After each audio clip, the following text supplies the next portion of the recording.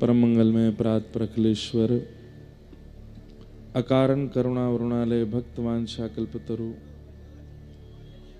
तड़िद्युत विनिंदित पीतांबरधारी श्री बालकृष्ण लाल की वांगमयी प्रतिमूर्ति हम आप सबके मध्य में विराजमान श्रीमद् भागवत महापुराण, जो कि त्रिदिवसीय भक्त चरित्र का नेतृत्व कर रही हैं। कथा तो भक्त चरित्र की हुई, पर मंच पर विराजमान श्रीमद् भागवत जी हैं, उन्हें बारंबार प्रणाम।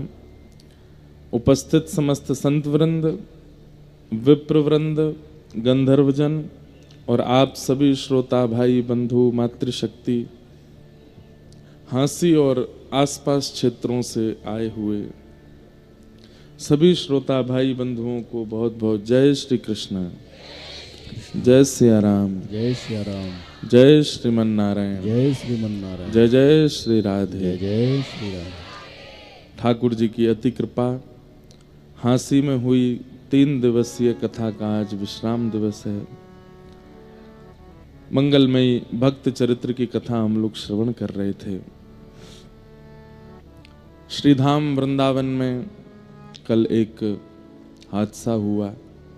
कुछ वैष्णवजन लुधियाना से गए थे, श्री यमुना जी का नौका विहार कर रहे थे, लेकिन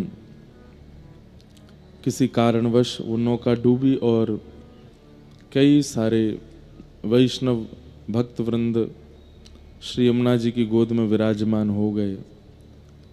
हम आप सब लोग ठाकुर जी से यहीं बैठ कर के कथा में प्रार्थना करते हैं कि वे समस्त वैष्णव भक्त वृंद जो श्रीधाम वृंदावन में श्री यमुना जी में विलीन हुए हैं, उन सबको श्री जी अपने चरणों में निवास प्रदान करें।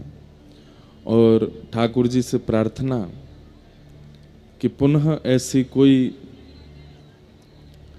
हृदय विदारक घटना वृंदावन में ना हो, ऐसी ठाकुर जी कृपा करें।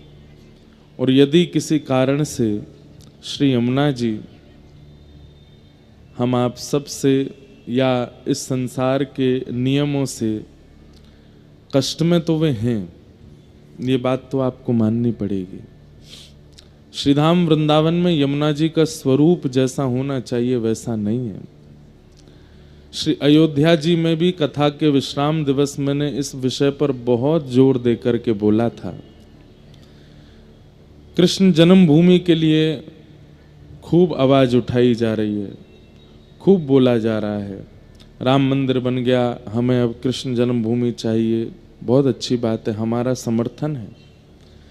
लेकिन श्री ठाकुर जी को अति प्रिय व्रज वृंदावन में जो 4 वस्तु हैं, उनमें से पहले हैं श्री गोवर्धन नाथ गिरिराज जी, दूसरी हैं वृक्ष यानी कि वन, तीसरा है रज, और चौथा है श्री यमुना जी। और इन चारों को ही आप वृंदावन जाकर के देख लीजिए, चारों की ही स्थिति हम लोगों ने खराब कर रखी है। गिरिराज जी का स्वरूप भी बिगड़ रहा है। इस बात को ध्यान से सुनिएगा, कथा में भले ही ध्यान नहीं लगाइएगा, लेकिन इस विषय को सुनिए। गिरिराज जी का स्वरूप बिगड़ता जा रहा है। वहां कूड़ा कचरा आदि सब गिरिराज जी पर डाल दिया जाता है। कई बार 84 कोस परिक्रमा लगती हैं तो यात्रीगण सुबह सुबह जो स्नान आदि और बाकी सब क्रियाओं का क्रम है वो गिरिराज जी की तलेटी में ही कर देते हैं। कितनी कष्टदायी बात है। जिसको ठाकुर जी पूजते हैं ऐसे गिरिराज जी पर हम लोग कैसी स्थिति कर रहे हैं। वृक्षों की तो पूछिए ही मत। वृंदावन अब वृंदावन नहीं है, बिल्डिंग वन हो गया है। वृंदा यानी तुलसी का वन, वृंदा यानी श्री कृष्ण के प्रेमी भक्तों का वन। अब तुलसी वन की जगह, भक्त वृंद की जगह पर्यटन वन हो गया है, बिल्डिंग वन हो गया है वृंदावन, हाईटेक वन हो गया है वृंदावन। वृंदावन में वन नहीं बचे। गिरिराज जी की स्थिति हमने खराब कर दी। रज भी अब सब जगह से लगभग समाप्त होती जा रही हैं, विश्राम होती जा रही हैं। सब जगह पक्के सब रोड आदि सब बनाए दिए जा रहे हैं। और श्री यमुना जी में तो आचमन ही नहीं कर सकते आप। यदि आपने आचमन किया तो आपको घनघोर पीलिया की बीमारी हो जाएगी या कोई और रोग लग जाएगा। क्यों? यमुना जी है ही नहीं, यमुना जी है ही नहीं। यमुना नगर आपके हरियाणा के बाद यमुना जी का स्वरूप नहीं है। फिर हम लोग सब लोग जो व्रजवासी हैं, ये दिल्ली के लोगों का चरणामृत पी रहे हैं वृंदावन में। यमुना जी नहीं है वहां पर। दिल्ली के लोगों का स्नान का जल और आदि आदि जो दूषित जल है वो वृंदावन में आ रहा है। यमुना जी का स्वरूप हमने वहां से बिल्कुल अंतर ध्यान कर दिया है। हम ज्यादा कथा के अलावा कोई और बात करते नहीं कथा में, लेकिन अब लगता है कि युवा इतने सुनते हैं, इतनी हमारी बात मानते हैं, हमारी कथा का पालन करते हैं, तो इस बात का पालन करें। हम सब मिलकर के ठाकुर जी से नहीं, अब सरकार से प्रार्थना करें कि वृंदावन में यमुना जी लाइए। कृष्ण जन्मभूमि आ जाएगी, पहले यमुना जी का आना आवश्यक है। राम जन्मभूमि बनी है अयोध्या में, वहां सरजू जी का जल, मैं अभी गया था, रोज 2-3 बार स्नान करने गया, इतना सुंदर पवित्र जल। सरजू जी हैं इसलिए रामलला आ गए। काशी में गंगा जी हैं इसलिए विश्वनाथ प्रभु आ गए। लेकिन वृंदावन में यमुना जी नहीं आई हैं। हम लोग इन्हें सामान्य नदी क्यों मान रहे हैं? पटरानी हैं। ये ठाकुर जी की स्वरूप शक्ति है। मथुरा में जब ठाकुर जी का जन्म हुआ, सबसे पहले कारागृह से बाहर निकलते ही, गोकुल जाने से पहले ठाकुर जी का स्वागत किसने किया? श्री यमुना जी ने किया। यमुना जी को स्पर्श देने के बाद गोकुल में प्रवेश करते हैं ठाकुर जी। आज उन यमुना जी का स्वरूप देखिए वृंदावन में, बिल्कुल काला पानी है यमुना जी का। आप स्नान तो छोड़ दीजिए, पान भी नहीं कर सकते। ऐसी यमुना जी का स्वरूप कर दिया गया है। जिस यमुना जी के तट पर ठाकुर जी विहार करते हैं, उन यमुना जी का स्वरूप ही नहीं बचा है। हम ये नहीं कह रहे हैं कि यमुना जी क्रोध में आकर के ऐसा कर रही हैं, पर कहीं ना कहीं वो पीड़ा में तो हैं। और कब से हैं? 10 साल 20 साल हो गया यमुना जी का पवित्र जल नहीं है।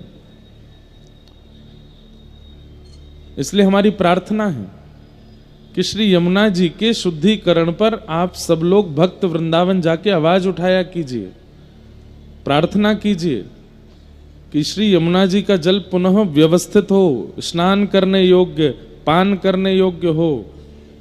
यमुना जी सुव्यवस्थित और सुंदर हो जाएंगी तो वृंदावन का सब रूप, सब स्वरूप, सब मंगल में हो जाएगा।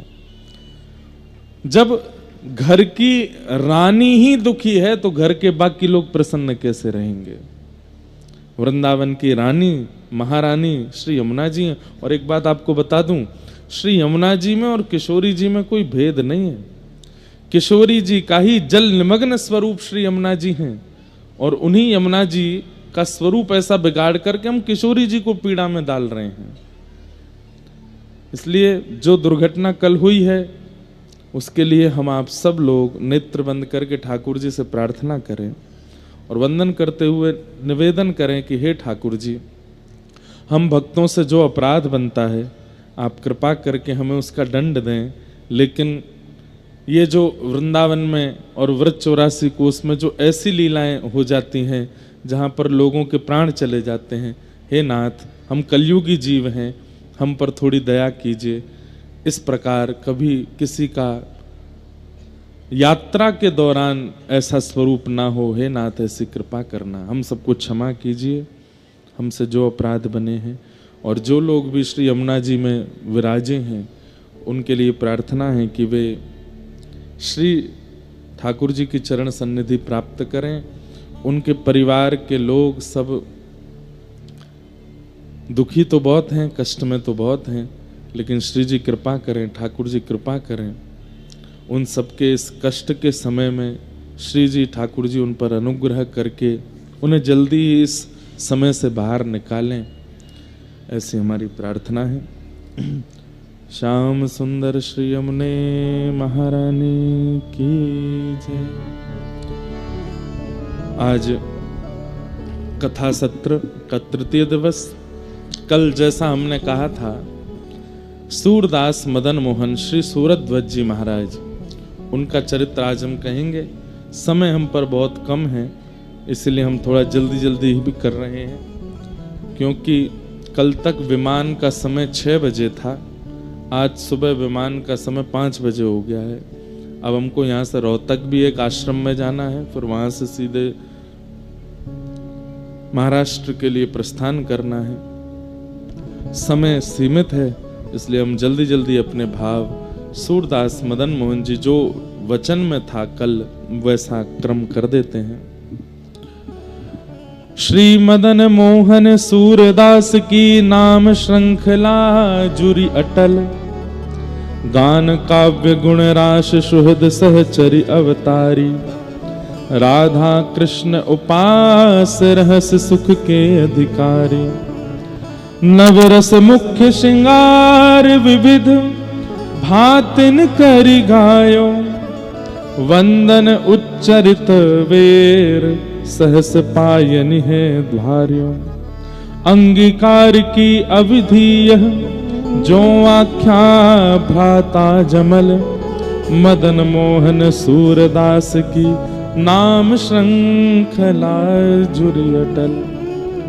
इनका नाम सूरध्वज है। सब लोग इधर देखिए, ध्यान से सुनिएगा। श्री नाभाजी ने कलयुग के भक्तों में इनका स्मरण किया है। आपको पता है नाभाजी को,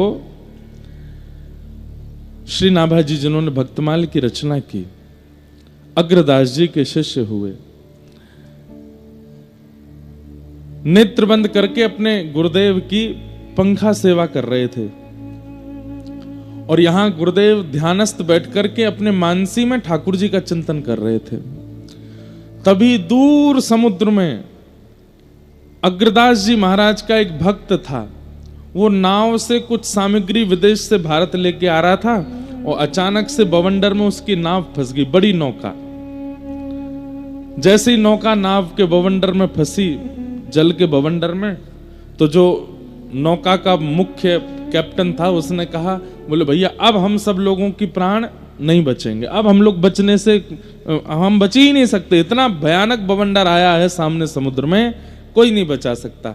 सबसे प्रार्थना है अपने अपने इष्ट गुरु और परिवारजनों को याद कर लो, अब हमारे प्राण जाने वाले हैं। तो उस नाव का जो मालिक था उसने कहा, भैया मुझे मेरे इष्ट का तो पता नहीं, परिवार वाले मेरे हैं नहीं, पर मुझे एक याद है कि मेरे गुरुदेव हैं स्वामी श्री अग्रदास जी महाराज, बोले उन्हीं का ही स्मरण कर लो।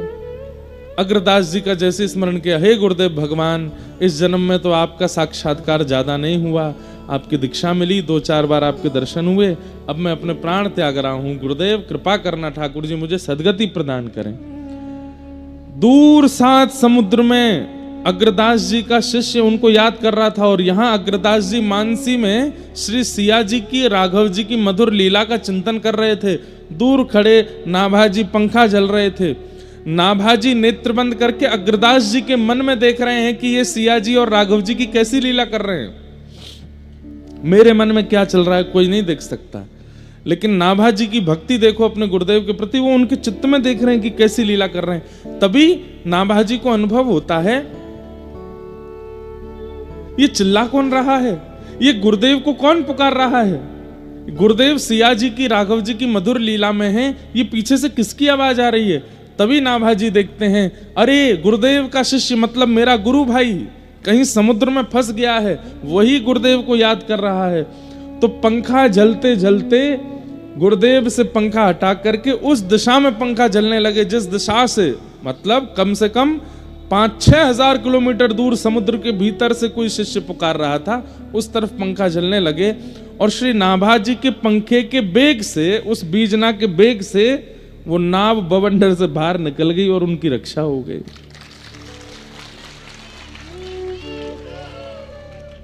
अग्रदास जी महाराज को जब सेवा पूरी हुई तब उन्होंने चिंतन किया कि कौन शिष्य पुकार रहा था बीच में, तब जाके देखा तो वो एक शिष्य रो रहा था, उसकी नाव फंस गई थी। अचानक वो नाव उस बवंडर से बाहर निकल गई। कैसे? तब जब इसके भीतर झांक करके देखा तो उनको पता चला, अरे मैं तो सिद्ध हूं, ये मेरा भक्त तो मुझसे भी ज्यादा सिद्ध है, ये नाभाजी यहाँ खड़े खड़े पंखा झला करके उसको निकाल दिया वहां से। ए नाभाजी, ये योग्यता तुम में कैसे आई? गुरुदेव सब आपकी कृपा है। तो बोले इस योग्यता का फिर लाभ लो। क्या? हरि का यश तो बहुतों ने गाया, हरि भक्तों का यश गाओ। तुम्हारे चित्त में एक योग्यता है कि तुम नेत्र बंद करके किसी का भी दर्शन कर सकते हो। तो जाओ अपने भूतकाल में, और भूतकाल में जितने भक्त पृथ्वी पर हुए उन भक्तों का यश लिखो। गुरुदेव कैसी कृपा, ये कितनी बड़ी आज्ञा आपने दी। बोले मैं बैठा हूं, तुम लिखो। तब श्री नाभाजी ने भक्तमाल की रचना की और उसमें भक्तों के यश गाए। तो सतयुग के भक्त वहां से प्रारंभ किया। सतयुग के भक्त, त्रेता के भक्त, द्वापर के भक्त, कहां तक हैं कलयुग के भक्तों का वर्णन किया। लेकिन इन्हीं भक्तों के चरित्र में जैसे ही वे वृंदावन के भक्तों का चरित्र लिखने का मन उनका बना, चित्रकूट के भक्त लिखे, अयोध्या जी के भक्त लिखे, भारत के अनेक जगह के भक्तों का वर्णन किया, लेकिन तभी नाभाजी का मन हुआ कि अब मैं वृंदावन के भक्तों का यश लिखूं। तो वृंदावन के भक्तों में सबसे पहले श्री हितरवंश महाप्रभु। जैसे ही वो चाह रहे थे कि अब होता क्या था कि भक्त जन उनके मन में आके प्रकट होते थे और प्रकट होके अपनी पूरी लीला उनको दिखाते थे, और तब श्री नाभाजी उनका चरित्र लिख देते थे। लेकिन वृंदावन के भक्त हृदय में नहीं आए ही नहीं। बहुत प्रयास किया, लेकिन वृंदावन के भक्तों ने चित्त में आगमन नहीं किया। तब श्री नाभाजी ने अपने गुरुदेव से कहा, गुरुदेव मैंने सारे विश्व के भक्तों का चरित्र लिख दिया, लेकिन ये वृंदावन के भक्तों का स्मरण क्यों नहीं हो रहा? ये चित्त में वृंदावन के भक्त क्यों नहीं आ रहे हैं? रस उपासना, श्री जी के चरणाश्रित भक्त मेरे चित्त में क्यों नहीं आ रहे हैं? तब श्री अग्रदास जी ने कहा, तुमने भक्तमाल लिखने से पहले दशावतार स्तुति गाई थी। ध्यान से सुनना, तुमने भक्तमाल लिखने से पहले 24 अवतार, दशावतार की स्तुति गाई थी, और उन अवतारों का वर्णन करते तो उन अवतारों के जो उपासक हैं वो सब तुम्हारे चित्त में आ गए। वृंदावन को भजने वाले 10 अवतार, 24 अवतारों के उपासक नहीं है, वो तो श्री जी के उपासक हैं। जब तक श्री जी को प्रणाम नहीं करोगे तब तक वृंदावन के भक्त नहीं आएंगे। तब अग्रदास जी महाराज बोले, नाभाजी तुम रुको, मैं श्री जी को प्रणाम करता हूं। और तब श्री अग्रदास जी ने श्री जी को प्रणाम किया। किशोरी जी का एक पद गाया, अब वो विषय बहुत लंबा होगा। पद गाया, जैसे ही किशोरी जी को प्रणाम किया, आहा, हमारे माई श्यामा जू को राज, हमारे माई श्यामा जू को राज, जाके अधीन सदा ही सांवरो, जाके अधीन सदा ही सांवरो, या ब्रज को सिरताज, या ब्रज को सिरताज, हमारे माई श्यामा जू को राज, हमारे माई श्यामा जू को राज। जैसे ही किशोरी जी को प्रणाम किया, 24 अवतारों को प्रणाम किया था, तो 24 अवतारों को भजने वाले भक्त चित्त में आ गए। लेकिन जैसे किशोरी जी को तप्त कांचन गौरांगी श्री राधे वृंदावनेश्वरी, अग्रदास जी ने जैसे ही प्रणाम किया, तुरंत श्री नाभा गोस्वामी जी के चित्त में श्री हितरवंश महाप्रभु, स्वामी श्री हरदास जी महाराज, श्री हरिराम व्यास जी महाराज आदि आदि व्रज सरीखे भक्त जो व्रज के उपासक हैं, रस के उपासक हैं, श्री जी के बिना किसी को जानते ही नहीं है, वो सब चित्त में आने लग गए, प्रकट होने लग गए। और तब व्रज रसिकों का पद उन्होंने भक्त लिखे हैं। उसी श्रृंखला में श्री सूरध्वज जी महाराज, जिनको सूरदास मदन मोहन, अब इनका नाम सूरदास क्यों हुआ जब नाम इनका सूरध्वज था? तो देखो बंधुओं, प्राचीन भक्तों के जब आप पद सुनेंगे, वे पद लिखते थे तो पद के अंत में नाम होता था, जैसे मीरा के प्रभु गिरधर नागर। सब जगह जहां भी मीराबाई का पद मिलेगा आपको, पद के अंतिम पंक्ति में मीराबाई की ये छाप होगी, मीरा के प्रभु गिरधर नागर, है ना। ऐसे सूरदास जी के जब आप पद पढ़ोगे तो सूरदास जी का नाम नीचे होगा। सूर कितों ही सुख पावत है, सूरदास के हरि अब कब मिलोगे, ऐसे सूरदास जी का नाम। हितवंश महाप्रभु का कोई भी पद होगा तो जय श्री हित हरिवंश, ये छाप होगी अंत में। हरिराम व्यास जी का कोई भी पद होगा तो अंत में व्यास शब्द से संबोधित होगा। लेकिन सूरध्वज जी महाराज का नाम सूरदास कैसे पड़ा? तो बोले एक बार ये एक पद लिख रहे थे, रात्रि भर बैठे बैठे उस पद की रचना की। पद की रचना करते करते अंतिम पंक्ति इनके मन में कोई याद नहीं आ रही थी तो सो गए, और जैसे ही सुबह उठे तो वो पंक्ति लिखी हुई थी। क्या लिख रहे थे? चलो किन देखन कुंज कुटीर, चलो किन देखन कुंज कुटीर, सुंदर श्याम मदन मोहन जहां, सुंदर श्याम मदन मोहन जहां, मन मत फौज जुटी, मन मत फौज जुटी। मानो सूरध्वज जी क्या कह रहे हैं? अरे भाई चलो, कहां चलो? बोले जहां पर रसिकों की फौज जुड़ी है और मदन मोहन जी बीच में विराज करके सबको दर्शन सुख दे रहे हैं, उस कुंज में चलो। चलो किन देखन कुंज कुटी, चलो। ये पद लिख रहे थे श्री सूरध्वज जी। नंद नंदन वृषभानु नंदिनी, नंद नंदन वृषभानु नंदिनी, नेक न चाह छुटी, नेक न चाह छुटी, हे सुरत सेज पर लरती अंगना, सुरत सेज पर लरती अंगना, मुक्ता माल टूटी,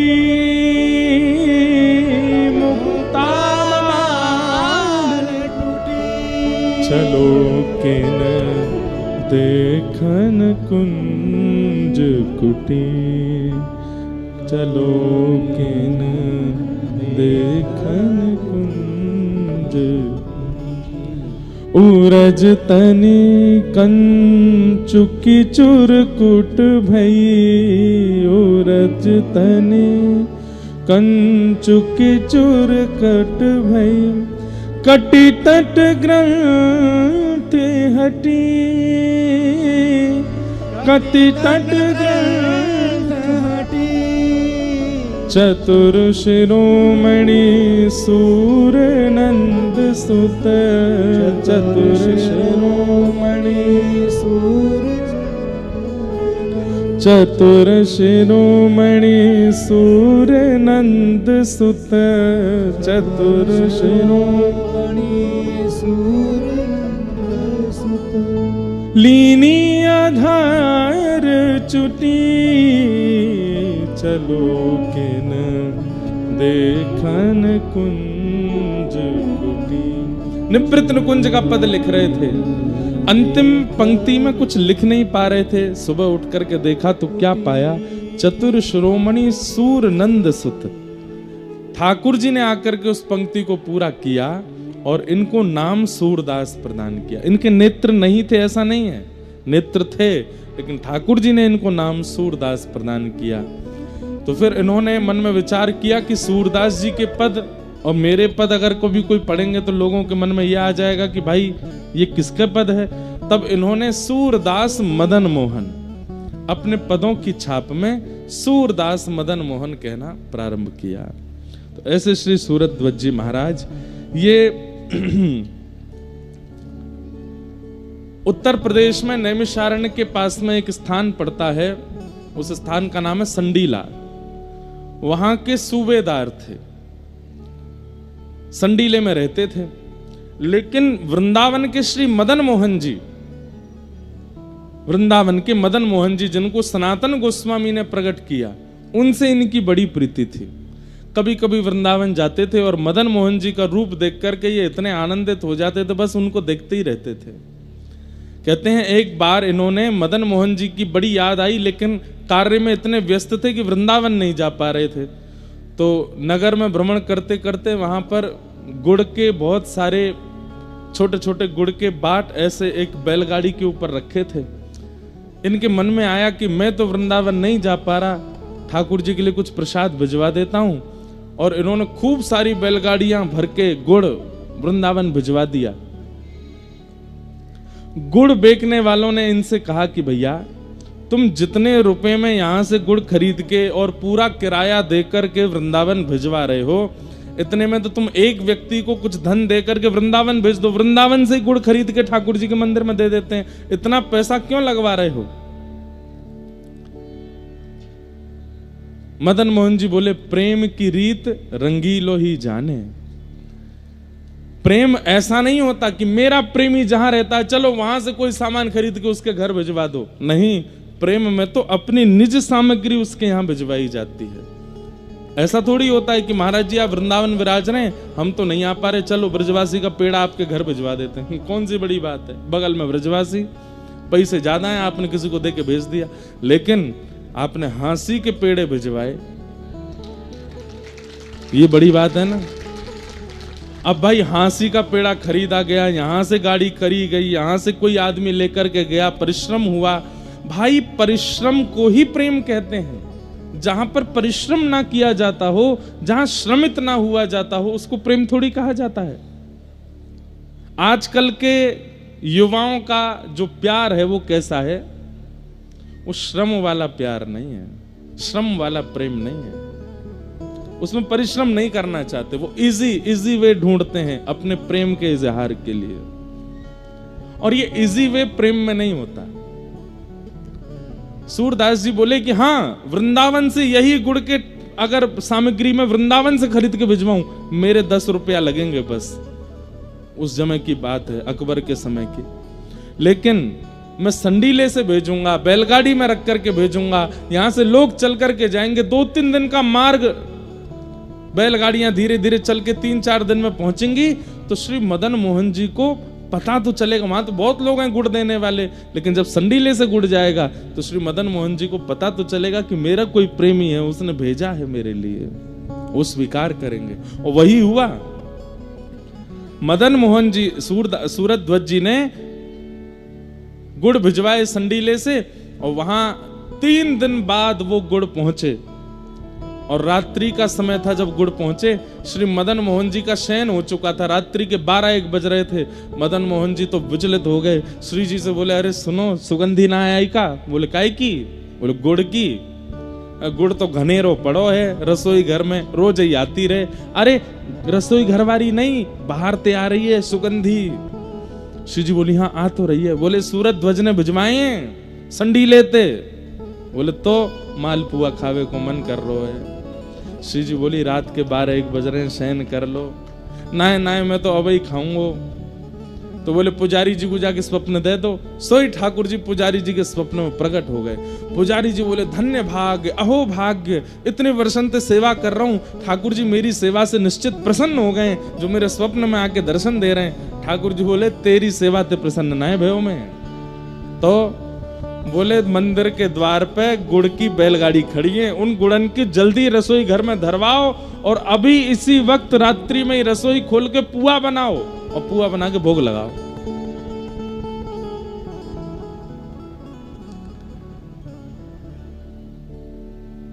पुजारी जी बोले अच्छा, तो मेरे प्रेम से नहीं रीझे हो आप? ठाकुर जी बोले तो तू रीझ जाऊंगा, लेकिन तू पहले पुआ बनवा। तो पुजारी जी बोले जय जय, नेक देर रुक जाओ, 4 बजे तक सो लो, फिर मैं उठ के बढ़िया बनाई दूंगा। और गुड़ तो बहुत धरो है, पहले पुराना जो रखो है बाकू प्रयोग में ले लेंगे, नए वाले को फिर धीरे धीरे लेते रहेंगे। तो ठाकुर जी क्रोधित हो गए और स्वप्न में ही डांटने लगे। बोले देख तू सवेरे उठेगो, तुम रसोई जैसे स्नान करवे जाएगो, स्नान घर में गिर जाएगो, तेरा मूड फूट जाएगो। अब ही उठ के जा और अब ही आ वक्त जाए के भारत गुड़ लाए के मुकु पुआ बना, मुकु अब ही पवा, मेरे प्रेमी ने भेजो है। यहां पर भक्तमाल टीकाकार एक इसमें बहुत सुंदर एक दृष्टांत दे रहे थे, मैं कल पढ़ रहा था। उसमें दृष्टांत में क्या लिखते हैं, बोले एक बार किसी प्रियसी ने अपने प्रेमी के लिए रेवड़ी भिजवाई। रेवड़ी जानते हो? रेवड़ी भिजवाई अपने प्रेमी के लिए। तो जैसे उस प्रेमी को किसी मित्र ने आके दे, बोले सुन वो तेरी प्रियसी रहती है फलाने नगर में, बोले हाँ, उसने तेरे लिए देख रेवड़ी भिजवाई है। तो वो इतना खुश हो गया, उसको हृदय से लगा के रखे, तकिया के पास रखे, रोज एक खाता था उसमें से, मेरी प्रियसी ने भिजवाई है। एक दिन वो खा रहा था, रात्रि का समय था, उजाला था नहीं, तो ऐसे रेवड़ी मुंह में डाल डाल के खा रहा था, तो अचानक से मुंह में ना लग के नाक पे लगी रेवड़ी और वो गिर गई नीचे। तो अब वो इतना दुखी हो गया, अरे रेवड़ी गिर गई। तो उसने क्या किया, बोले दुकान पर गया, वहां से जाकर के सरसों का तेल खरीद के लाया, उसके बाद एक बाती खरीद के लाया, जलाया उसको, दिया सलाई से माचिस से जला करके, अब उसको लेकर के दिया लेकर के नीचे जमीन में ढूंढ रहा है वो रेवड़ी कहाँ है। एक और दिया जलाया, अपने 2-4 मित्रों को दिया, बोले तुम भी ढूंढो रेवड़ी। मित्र बोले रेवड़ी ही तो है भैया, तू 10-10 रुपया खर्च करके ये दीपक जला रहा है, तेल लेके आ रहा है, उसमें लौ लगा रहा है, इतने में तो नई कितनी रेवड़ियां आ जाएंगी। बोले तू नहीं जानता, ये मेरी प्रियसी ने भेजी है, वो एक भी कितनी कीमती है। अरे 10 रुपए की नई रेवड़ी खरीद लूंगा, लेकिन उसमें मेरी प्रियसी का हाथ तो नहीं है ना, ये मेरी प्रियसी की है, मैं तो यही ढूंढ के खाऊंगा। और ढूंढ करके उसने वो रेवड़ी झाड़ी फूंकी खा गया। आहा, मेरी प्रियसी ने भेजी है। ऐसी ठाकुर जी, अरे मेरो प्रेमी है सूरध्वज, माने वहां से गुड़ भिजवायो है, अभी पुआ बनाओ। रात्रि 12 बजे पुजारी जी उठ के गए, स्नान ध्यान किया, पहली बार इतिहास में 1:30 बजे रात्रि में रसोई बनी, और रसोई में पुआ बने। 2 बजे ठाकुर जी के कपाट खुले और जाकर के ठाकुर जी को माल पुआ का भोग लगाया, प्रेम से ठाकुर जी ने पाया। और फिर जाकर के बोले अब जाके सो जाओ, अब सोऊंगा मैं तान दुपट्टा। और इन सब लीलाओं का दर्शन सूरध्वज जी को स्वप्न में हुआ। ठाकुर जी ने उनके प्रसाद को स्वीकार किया, प्रसन्न हो गए सूरध्वज जी। जय हो मेरे मदन मोहन लाल, आप कितना कृपा करते हैं मेरे ऊपर, कितना प्रेम करते हैं मेरे ऊपर। ऐसे श्री सूरध्वज जी का प्रेम श्री ठाकुर जी से अनंत बन गया। एक बार की बात, क्या वृंदावन आए थे, और वृंदावन में श्री मदन मोहन जी के मंदिर में खड़े होकर के सूरध्वज जी एक पद गा रहे थे। कौन सा पद? मेरी गति तू ही अनेक तोष पाऊं, मेरी गति तू ही अनेक तोष। बहुत सुंदर पद है, शब्द सुनिएगा, आपको पता चलेगा क्यों ठाकुर जी रीझ रहे हैं इनसे। इनकी शब्दावली तो देखो। मेरी गति तू ही अनेक तोष पाऊं, मेरी गति तू ही। सब लोग गाइए। चरण कमल नख मणि पे विषय सुख, चरण कमल नख मणि, चरण कमल नख मणि पे विषय सुख, चरण कमल मणि पे विषय। घर घर जो डोले हरि तो तुम, घर घर जो डोले कमल नख मणि पे विषय सुख बहाऊं, घर घर जो डोले हरि तो तुम्हें लजाऊं। तुम्हारो कहाए अब कौन को कहाऊं, मैं आपकी शरण में आ गया नाथ, अब आपका हो गया हूं, अब किसी और का मैं नहीं हो सकता हूं। तुम्हारो कहाए अब मैं कौन को कहाऊं, तुमसे प्रभु छाणी कहां दीनन को ध्याऊं। शीश तुम्हें नाय के अब कौन को नवाऊं, कंचन और हार छाण कांच क्यों धराऊं। मानो ठाकुर जी के चरणों में ये बात कह रहे हैं कि नाथ अब मैं आपका हो गया, अब आपका होने के बाद इस संसार में मुझे होने की आवश्यकता नहीं है। इस पद की रचना शब्द थोड़े ज्यादा हैं इसलिए मैं बोल के बता रहा हूं, समय अभाव है। तुम्हारो कहाए अब कौन को कहाऊं, तुमसे प्रभु छाणी कहां दीनन को ध्याऊं। शीश तुम्हें नाय के अब कौन को नवाऊं, कंचन और हार छाण कांच क्यों पहनाऊं। और तब क्या कहते हैं, शोभा सब हानि करे जगत को हंसाऊं। हाथी ते उतर के गधा क्यों चढ़ाऊं। अब मैं भक्ति के पथ पर आ चुका हूं, हाथी की सवारी कर रहा हूं, इससे उतर करके पुनः संसार में लग जाऊं तो ये तो वैसा ही हुआ, हाथी से उतर के गधा पे बैठ गए। कुमकुम को लेप छाण काजर मुंह लगाऊं, कामधेनु घर में तजी अजा क्यों दुहाऊं। मेरे पास कुमकुम है तो मैं काजल क्यों लगाऊं मुख पर, और घर में कामधेनु गैया है तो मैं बकरी का दूध क्यों पीऊंगा। कनक महल छाणी क्यों कुटिया बनाऊं, पायन जू पेली प्रभु ते अनत जाऊं। सूरदास मदन मोहन लाल गुण गाऊं, संतन की पनही को रक्षक कहाऊं। मेरी गति तू है अनेक दोष पाऊं, मेरी गति तो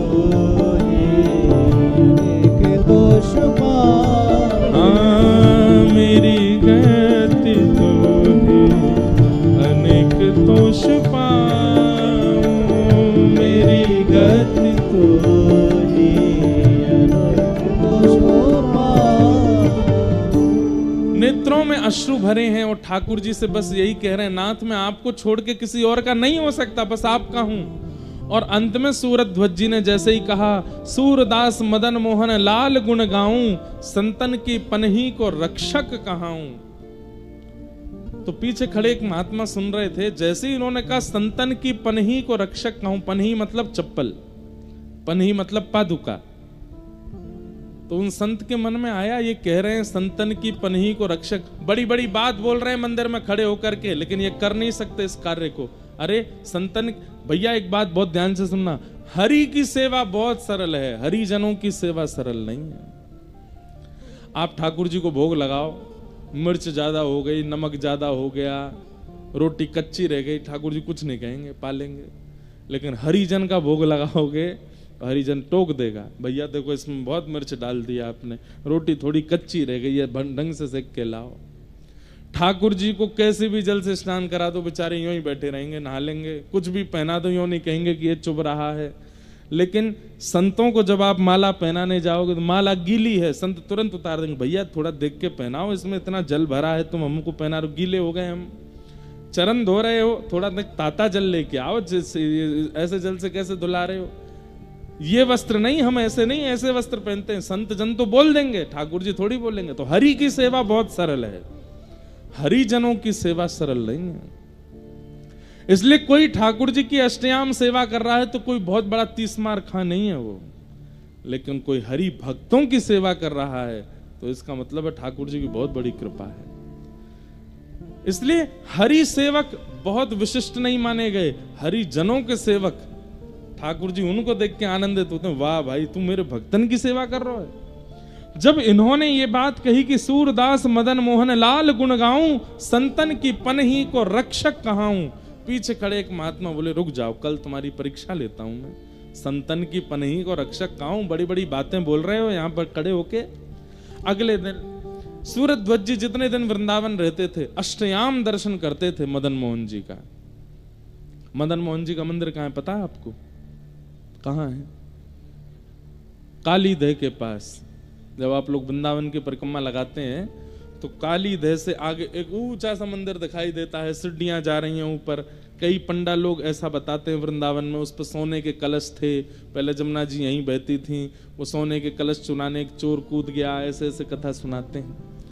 अब वो मदन मोहन जी कहाँ हैं? अब करौली में है, राजस्थान में। मदन मोहन जी, गोपीनाथ जी, गोविंद देव जी और जुगल किशोर जी, ये सप्तनिधियों के कुछ ठाकुर हैं जो राजस्थान और मध्य प्रदेश में विराजमान है। बाकी राधा वल्लभ जी, राधा रमन जी, बांके बिहारी जी, ये वृंदावन में ही विराज रहे हैं। बीच में बिहारी जी भी गए थे भरतपुर, लेकिन राधा वल्लभ जी और राधा रमन जी ये अखंड ब्रजवासी हैं, कभी ब्रज छोड़ के नहीं गए। चाहे मुगल आ गए, चाहे कोई स्थिति आ गई, राधा रमन जी और राधा वल्लभ जी ये सदा वृंदावन में ही रहे हैं। बाकी सब ठाकुर नेक नेक व्रज से बाहर जा चुके। तो अगले दिन जैसे ही मंगला का समय हुआ, ध्यान से सुने, तो वो संत आए और मदन मोहन जी उसी समय भीतर प्रवेश कर रहे थे मंदिर में। तो संत आकर के बड़े दुखी होकर के खड़े हो गए। तो मदन मोहन जी ने सूरत ध्वज जी ने उनका मुख देखा, बोले भगवान दर्शन करने चलो, मंगला हो रही है। बोले कैसे जाऊं? बोले क्यों?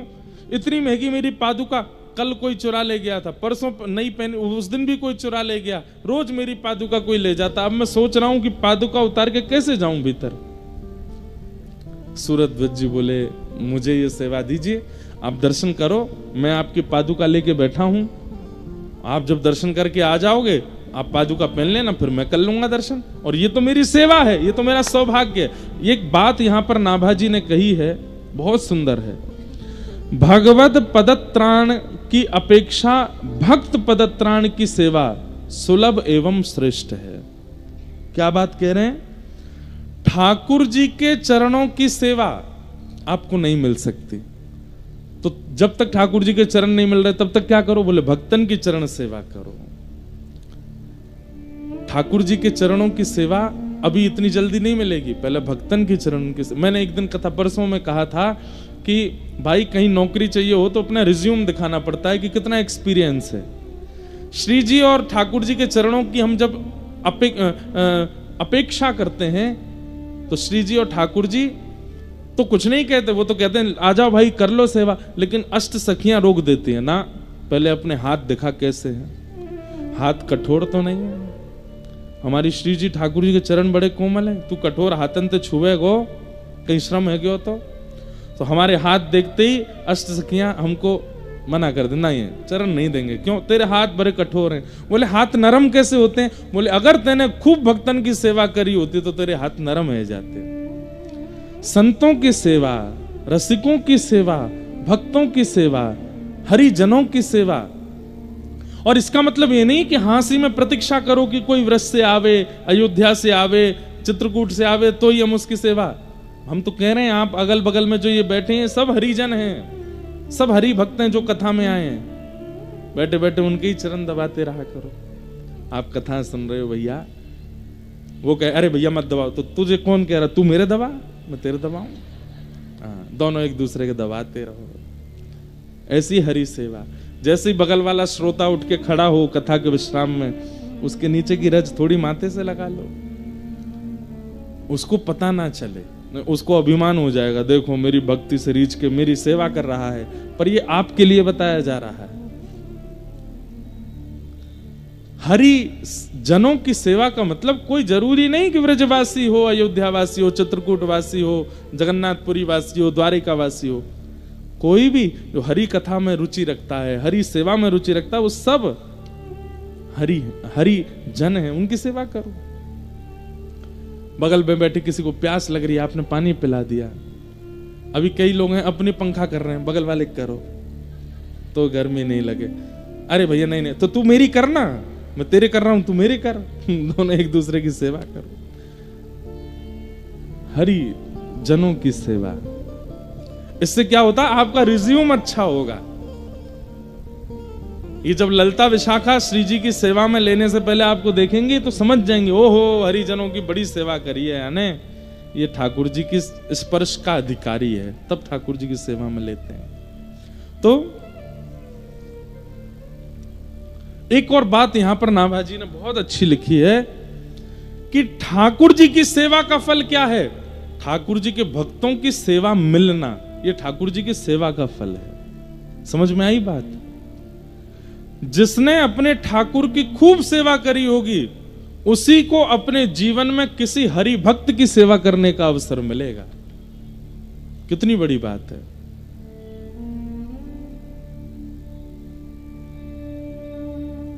वाह। और ठाकुर जब सेवा से प्रसन्न होते हैं तब अपने भक्त की सेवा देते हैं, और उस भक्त की सेवा जब वो जीवित अवस्था में करता है, मृत्यु के पश्चात जब उसको निकुंज की प्राप्ति होती है, तब ठाकुर जी अपने नित्य लीला विहार में उसको अपनी चरण सेवा प्रदान करते हैं। बड़ा बड़ा अद्भुत रहस्य है, इसको समझिएगा। आपने अपने घर के ठाकुर की सेवा अगर मंगलमय रूप से नहीं करी तो आपको कभी जीवन में किसी भक्त की सेवा नहीं मिल सकती। लेकिन आपने अपने ठाकुर की सेवा यदि करी होगी तो आपके घर भक्त आएंगे, उनकी सेवा भी मिलेगी और उनको उनकी कुछ सेवा करने को अवसर भी प्राप्त होगा। तो सूरध्वज जी महाराज उन संत से बोले, आप भीतर दर्शन करने जाओ, मैं आपकी पादुका की रक्षा करता हूं, और जब आप आ जाओगे तब मैं चला जाऊंगा। संत बोले, नहीं नहीं नहीं, तुम्हारा नित्य का मैं देख रहा हूं 3 दिन से, तुम सुबह मंगला दर्शन और फिर श्रृंगार दर्शन और फिर ग्वाल दर्शन, बाल भोग दर्शन और सब राजभोग दर्शन, उत्थापन दर्शन, अष्टयाम दर्शन करते हो, मेरे कारण तुम्हारे दर्शन छूटेंगे। अरे नहीं, आप जाइए ना, आप दर्शन करिए, मंगला छूट जाएगी तो मैं अगला श्रृंगार दर्शन कर लूंगा, आप जाओ।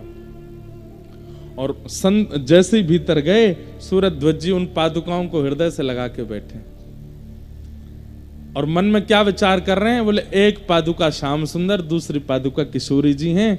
आज तक तो ठाकुर जी दूर से दिखते थे, लेकिन आज मेरे हृदय से लग गए हैं, और लेख करके बस रोने लगे।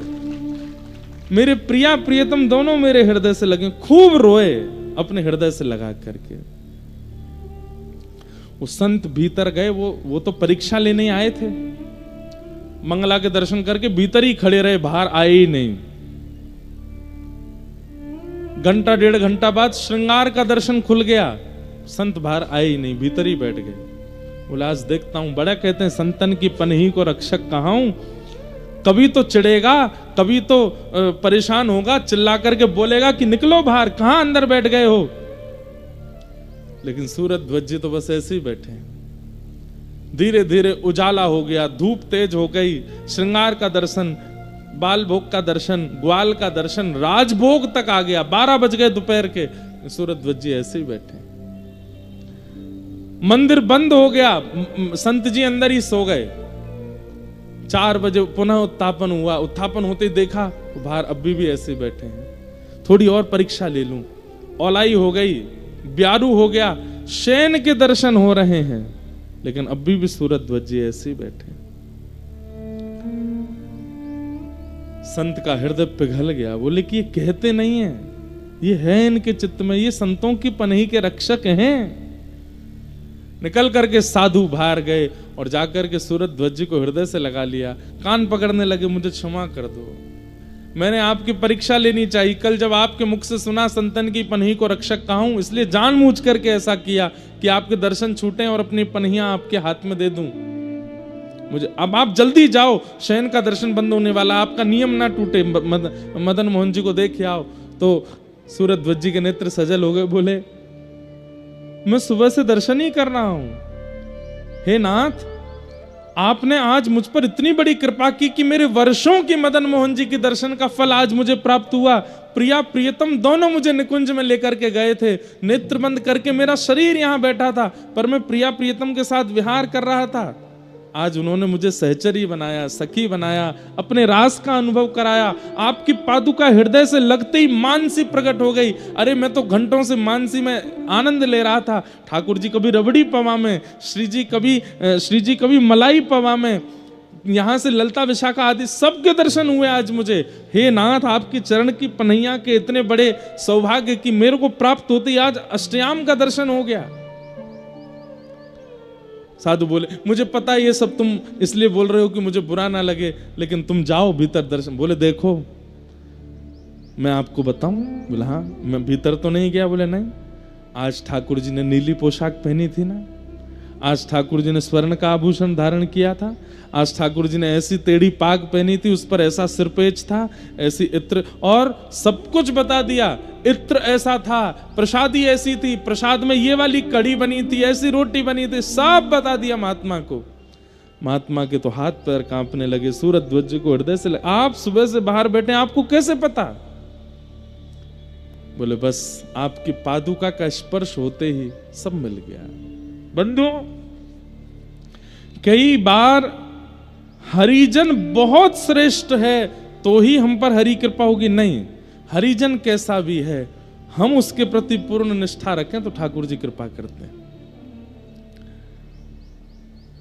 सूरज ध्वज जी जैसे ही मंदिर की ओर गए, कपाट तो बंद हो गए थे, शयन आरती हो गई थी, हाथ जोड़ करके बैठ गए। बोले जय जय, आज आपके दर्शन मानसी में हुए, प्रत्यक्ष नेत्रों को नहीं मिले, पर कोई बात नहीं, आपने बड़ी कृपा की जो ऐसे महात्मा की पादुका मुझे प्रदान की। मैं आपकी देहली को प्रणाम कर लेता हूँ, कल मुझे संडीले वापस जाना है, इसलिए मैं यहीं प्रणाम करके जा रहा हूँ। जैसे ही अपना सिर नवाया, सब मंदिर से जा चुके थे रात्रि का समय, जैसे ही सिर नवाया तो देहली पर उनको पत्थर का अनुभव नहीं हुआ, कोमल कोमल कोमल चरणार विंदों का अनुभव हुआ। जैसे ही नेत्र खोल करके देखा, साक्षात श्री मदन मोहन जी प्रकट हो गए हैं, और प्रकट होकर के सूरज ध्वज जी को अपने हृदय से लगाते, एक क्षण के लिए हृदय से लगा के मदन मोहन जी अंतर ध्यान हो गए। ऐसे सूरज ध्वज।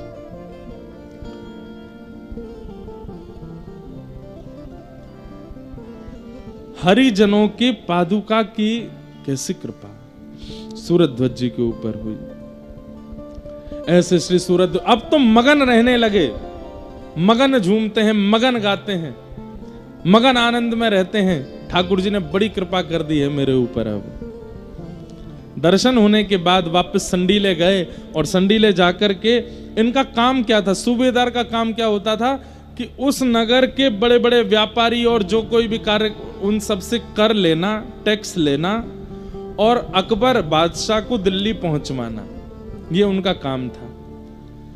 इस बार संडीले गए, साल भर का जितना भी कर लिया था पूरे नगर से, वो सब कर बक्सों में जमा करके दिल्ली भिजवाना था। लेकिन इनके मन में आया, बोले ठाकुर जी का दर्शन हुआ, मैंने कुछ किया तो है ही नहीं, दर्शन का कुछ तो उत्सव मनाना चाहिए। तो इन्होंने क्या किया, जितना भी साल भर का धन आया था अकबर को भेजने के लिए, उन सब धन से आसपास के क्षेत्र में ढिंडोरा पिटवा के संतों को बुलवा करके सब संतों को पवा दिया, भंडारा कर दिया, ठाकुर जी के दर्शन का भंडारा किया। और यहां दिल्ली से लोग आ गए थे बादशाह के कि भाई साल भर का जो कर है वो दो। तो इन्होंने सारे बक्सों में पैसे तो खर्च कर दिए, संतों को पवा दिए, तो इन्होंने पत्थर भर दिए, और पत्थर भर के उनके ऊपर एक पत्र लिख करके उस पर लिख दिया, 13 लाख संडीले उपजे सब संतन मिल गटके। 13 लाख संडीले उपजे सब संतन मिल गटके, और आधी रात सूरज ध्वज वृंदावन को सटके। सब दे करके अकबर को बोले, अब अकबर हमको जान से मारेगा। सब भिजवा करके और अपने सूबेदार की पदवी पर प्रणाम करके सीधे वृंदावन भाग गए। वृंदावन पहुंच गए। यहां जैसे ही लोग बाग आए, बोले महाराज संडीले का पूरा साल भर का कराया है। अकबर बोले खोल के दिखाओ। देखा तो पत्थर थे। बोले इसमें तो पत्थर हैं, एक पत्र लिखा है। बोले दिखाओ। अकबर जो था वो शेर व शायरी और लेखनी कवित्व का बड़ा दीवाना था, और उसने जैसे ही देखा क्या लिखा है, 13 लाख संडीले उपजे संतन सब संतन मिल गटके। मतलब समझ गए। बोले 13 लाख कुछ सामग्री हुई थी, हमने सबका भंडारा कर दिया संतन को, और सूरज ध्वज आधी रात सूरज ध्वज वृंदावन को सटके। तो अकबर बहुत जोर से हंसा। अकबर थोड़ा सा अच्छा तो था, संतों के प्रति, भक्तों के प्रति उसकी बढ़िया निष्ठा। उसने फिर एक पत्र लिखा और पत्र लिख करके सूरध्वज जी को भिजवाया। और उसमें क्या लिखा अकबर ने? बोले गटके तो हमारे गटके, तुम काहे को सटके। ये तुम हमारा जो साल भर का कर था वो तुमने गटक लिया, तुम क्यों सटक गए हो? हमारा खर्चा हुआ, तुम क्यों भाग गए? कोई बात नहीं, रही है प्रेम से वृंदावन में। लेकिन अकबर का एक वित्त मंत्री था टोडरमल, उसको ये बात सहन नहीं हुई। बोले ऐसे कैसे? ऐसे तो जितने भी सूबेदार हैं भारत में, इन सबके पर निकल आएंगे। ये सब कह देंगे कि जब सूरध्वज कर सकता है तो हम क्यों नहीं। नहीं, इसको तो कठिन से कठिन मैं दंड दिलवा के रहूंगा। लेन के पठाए कही निपट रिझाए, हमें मन में न लाए लिखी बन तन डारे हैं। टोडर दीवान कयो धन को वीरान कियो, ल्यावो रे पकड़ी मूड फेरी के संभारे हैं। ले गए हजूर निप बोलो हंसो दुख दूर राखो, ऐसे महाकूर सो पे दुष्ट कष्ट धारे हैं। दोहा लिख दीनो अकबर देख रिझलीनो, जावो वाही ठोर त्रापे द्रव सब वार्यो है।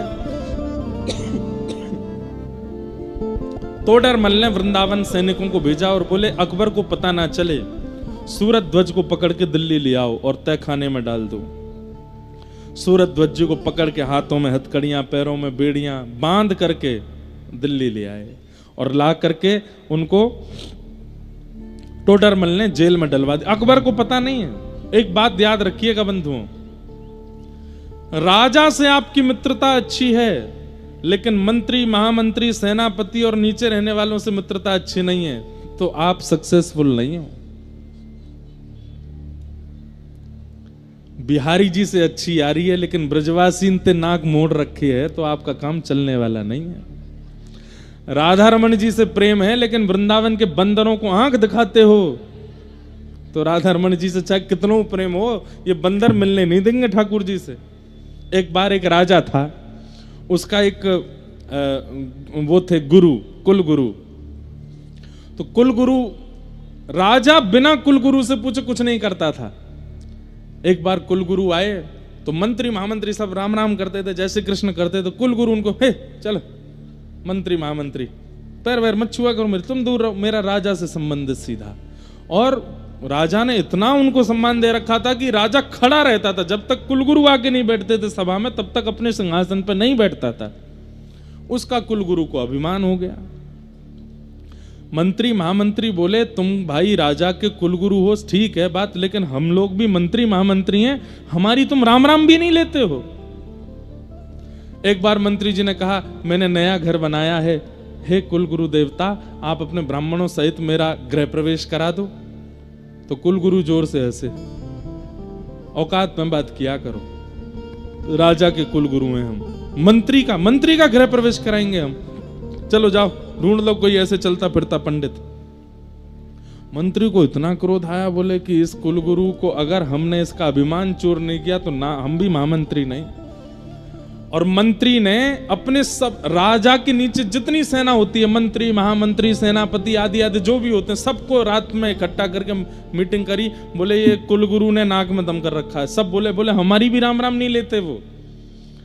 बोले तो भाई ये हमसे नहीं बना के रख रहा तो राजा से इसकी बनने नहीं देंगे, कल इसको मंदिर में इसको महल में प्रवेश नहीं करने देंगे। सबने कहा बोले राजा से क्या बोलेंगे, बोले वो सब मुझ पर छोड़ दो। अगले दिन कुलगुरु आए तो बाहर ही सब खड़े हो गए। कुलगुरु बोले रास्ता दो भीतर जाना है। बोले बिल्कुल नहीं जाने देंगे, पहले हमसे राम राम बोलो। कुलगुरु बोले बिल्कुल नहीं बोलूंगा। बोले नहीं बोलोगे? बोले नहीं बोलेंगे। तो बोले हम भी अंदर नहीं जाने दे रहे। कुलगुरु बोले मैं यहीं अनशन व्रत पे बैठ जाऊंगा और राजा को पता चलेगा तुम सबको फांसी पे लटका देगा। बोले राजा को पता लगेगा तब ना, हम पता लगने ही नहीं देंगे। वो अनशन पे बैठे तो सारी सेना उनको उठा करके ले गई, दूर जंगल में जाके फेंक आई, मिलने ही नहीं दिया। वो घूम घूम के और भी 3-4 बार 10 बार आ गए, लेकिन राजा ने सेनापति मंत्रियों ने मिलने नहीं दिया। यहां भीतर राजा ने पूछा हाँ भाई ये कुलगुरु देवता हमारे क्यों नहीं आए? बोले वो कल आपको बताना भूल गए थे, पास के एक शहर में उनकी कथा है, तो 7 दिन के लिए वो वहां गए हैं, बोले थे कि राजा को बता दे। कभी कभी कथा करने जाते थे वो। राजा बोले अच्छा, गुरुदेव तो हमेशा बता के जाते थे कथा, में इस बार भूल गए होंगे, कोई बात नहीं। तो 7 दिन तो ऐसे निकले। 8वां दिन आया, राजा बोले गुरुजी की कथा हो गई होगी, वो आए नहीं। तो मंत्री रोते रोते बोला क्या बताएं, कल कथा करके लौट रहे थे? बोले हाँ, रास्ते में ही हृदय गति रुक गई उनकी, पधार गए गुरुजी। गुरुजी तो वैकुंठ चले गए। राजा इतना रोया, मेरे गुरुदेव पधार गए? बोले हाँ, मुझे जल्दी लेके चलो, मुझे उनके अंतिम संस्कार में जाना है। बोले नहीं नहीं भगवान, आप नहीं जा सकते। बोले क्यों?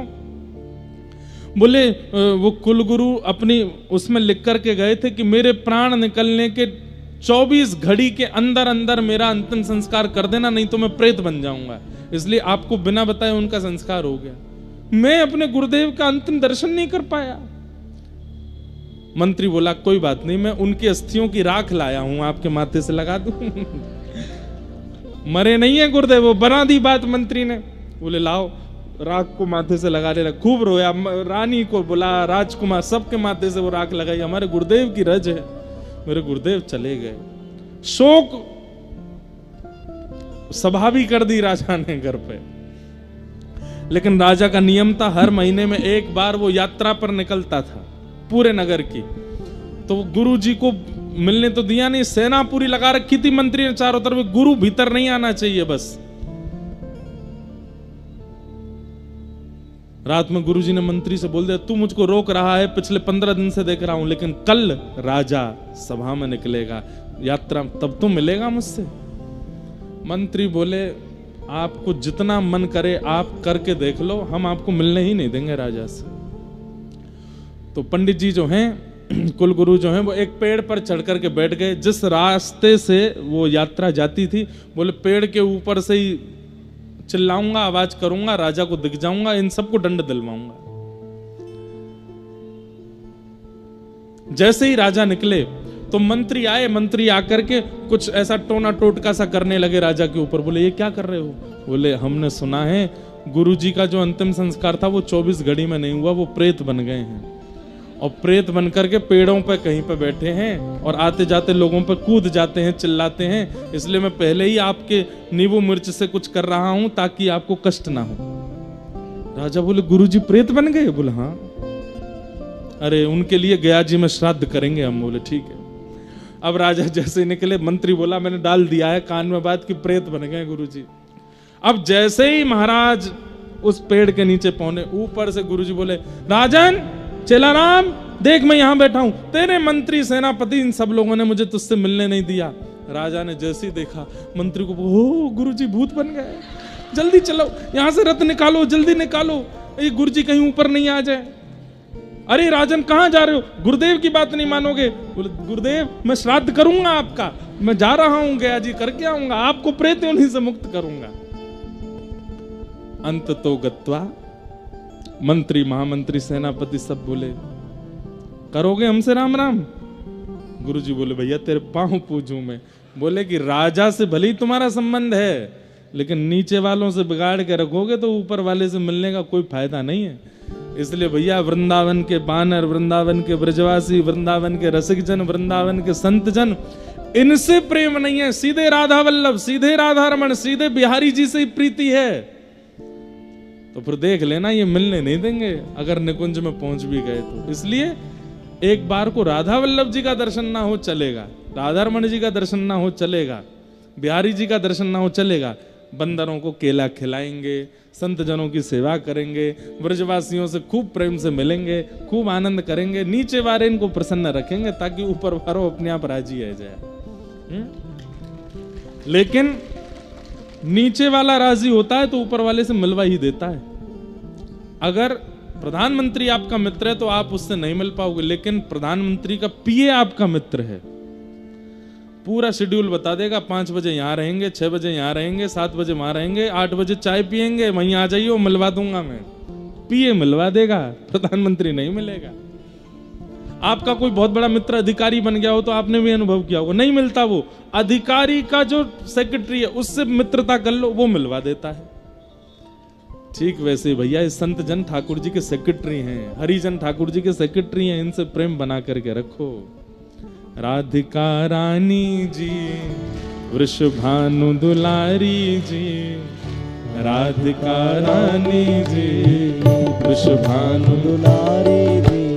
ओ सुन लो अरज हमारी हमारी, रहूं ब्रज रज को उपास उपास, रहूं ब्रज रज को उपास, रहूं ब्रज रज को उपास उपास,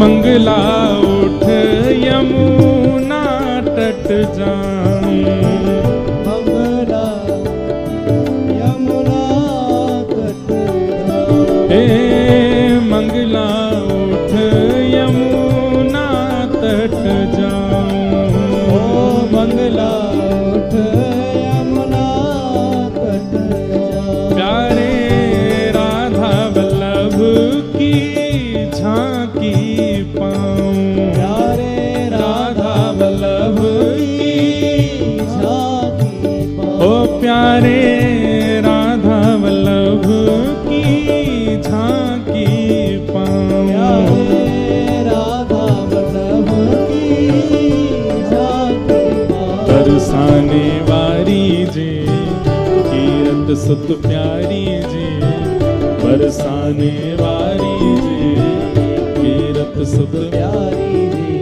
ओ सुन लो वरज हमारी हमारी, रहूं ब्रज रज को उपास उपास, ब्रज रज को उपास, रहूं ब्रज रज को उपास उपास, ब्रज रज करताल बजा के गाओ भाव से। हे राधिका रानी जी, वृषभानु दुलारी जी, राधिका रानी जी, वृषभानु दुलारी जी। ओ सुन लो अरज हमारी हमारी, रहूं ब्रज रज को उपास उपास, रहूं ब्रज रज को उपास, रहूं ब्रज रज को उपास उपास, रहूं ब्रज रज। बोलो वृंदावन बिहारी लाल की।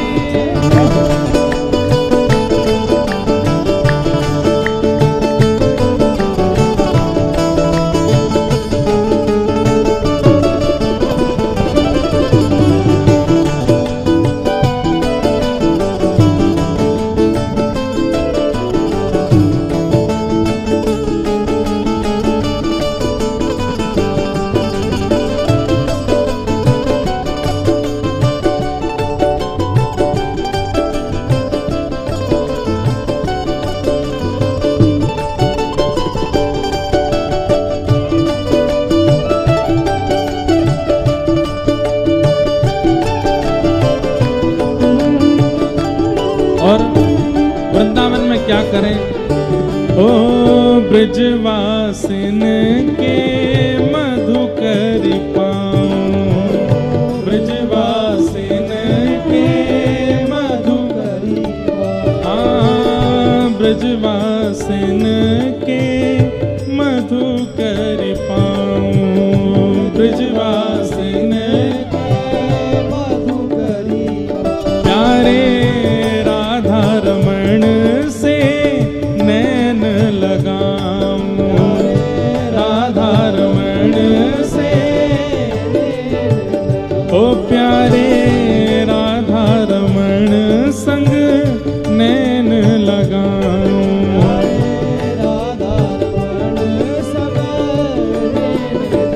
अति भोली भारी जी, सुनो अरज हमारी जी, अति भोली भारी जी, अति भोले भारी जी सुनो अरज हमारी जी, अति भोले भारी जी सुनो अर्ज हमारी जी।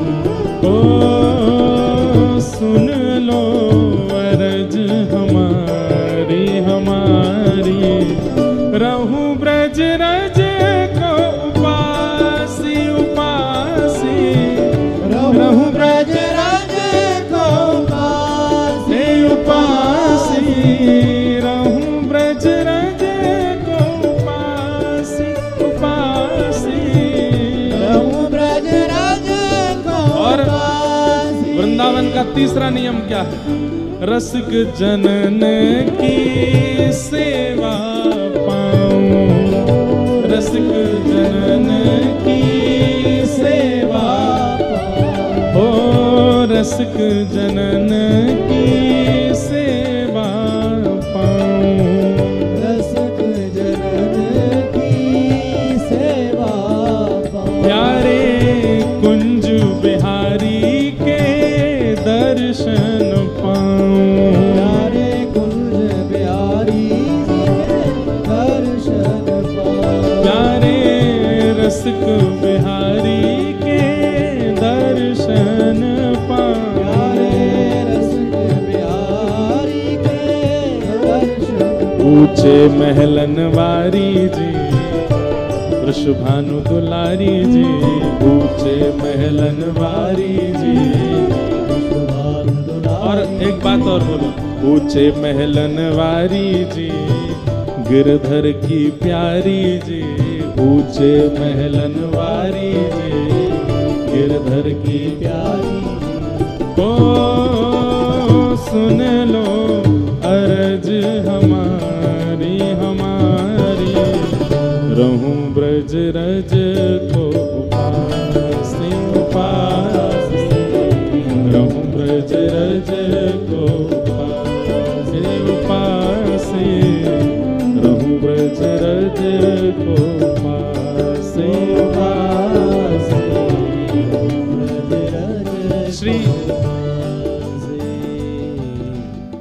सूरत ध्वज जी को पकड़ करके ले गए और वहां एक दस्तम खां नामक, अब खड़े रहो, अभी बैठो नहीं, खड़े खड़े सुन लो, 10 मिनट की कथा और है, कीर्तन करते हुए हम निकलेंगे, हमको जल्दी पहुंचना है।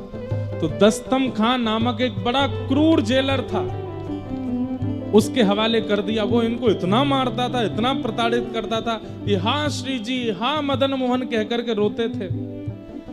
इन्होंने 6 महीने तो उसकी मार सही, उसके बाद कहा कि मैं अकबर को कुछ लिख दूं।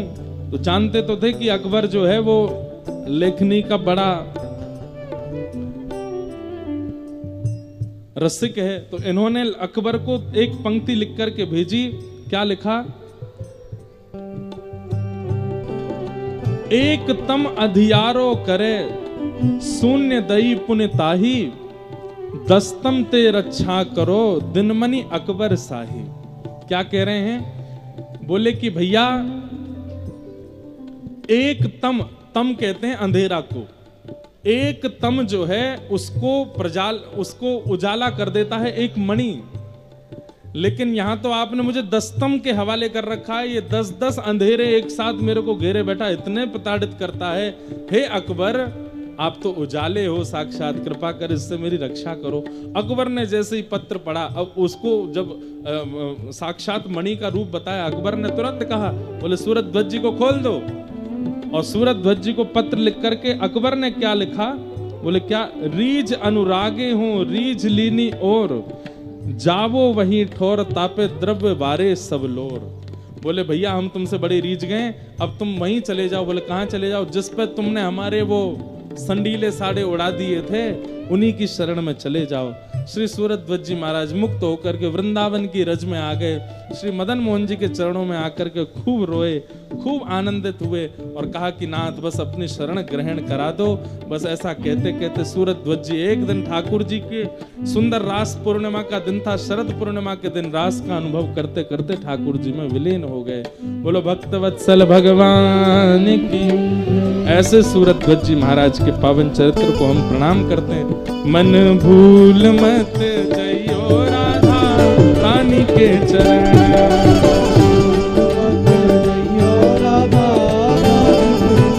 मेरे मन भूल मत जइयो राधा रानी के चरण।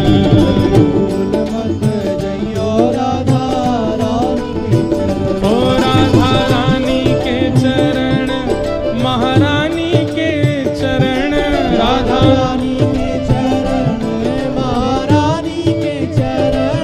श्यामा प्यारी के चरण, राधा रानी के चरण,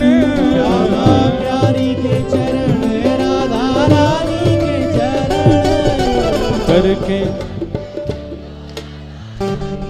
अच्छा नहीं, हम जा रहे हैं और आपसे कह के जा रहे हैं कि भैया श्री जी बुला रही हैं, जल्दी पहुंचो। करके इशारों बुलाए गई रे, करके इशारों बुलाए गई रे, करके इशारों बुलाए गई रे, करके इशारों बुलाए गई। कौन? बरसाने की डोरी, राधा गोरी गोरी, बरसाने की चोरी, राधा गोरी, बरसाने की चोरी, राधा गोरी गोरी, बरसाने की चोरी, राधा गोरी।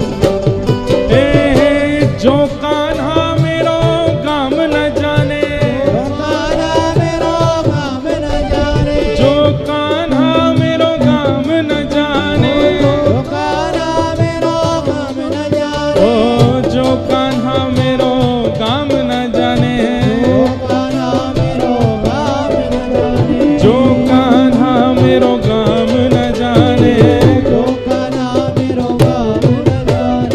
ऊंचो बरसानो बताए गई रे, ऊंचो बरसानो। बताए गई रे, आपको धूप लग रही है, बहुत बेचारे परेशान हो रहे, अरे भुजा उठा के गाओ। ऊंचो बरसानो बताए गई रे, ऊंचो बताए गई रे, हाँ ऊंचो बरसानो बताए गई रे, ऊंचो बरसानो। बताए गई। कौन?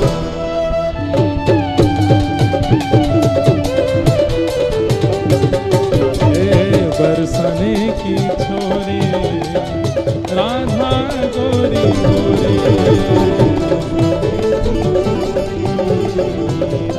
गाओ जय राधे राधे, जय राधे राधे, वृषभानु दुलारी, कीरत सुत प्यारी, हमारी प्यारी, वृंदावन वारी, श्री कृष्ण प्यारी, बरसाने वारी, जय राधे राधे, श्री राधे राधे, जय राधे राधे, श्री राधे राधे, जय जय श्री राम, जय जय श्री राम, जय जय श्री राम। पूछरी के लौटा की हो। आप सबको बहुत बहुत प्रणाम। जय श्री कृष्ण, जय सिया राम।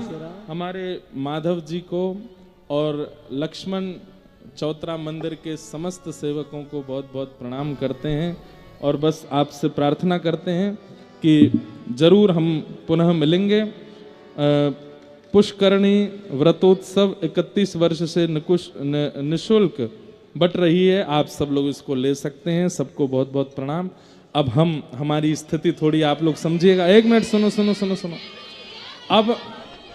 अब हम यहीं से प्रस्थान करेंगे, हमारी फ्लाइट छूट जाएगी। आप सबको बारंबार प्रणाम करते हुए आप सबको जय श्री कृष्ण, जय सिया राम, जय श्रीमन नारायण, जय जय श्री राम।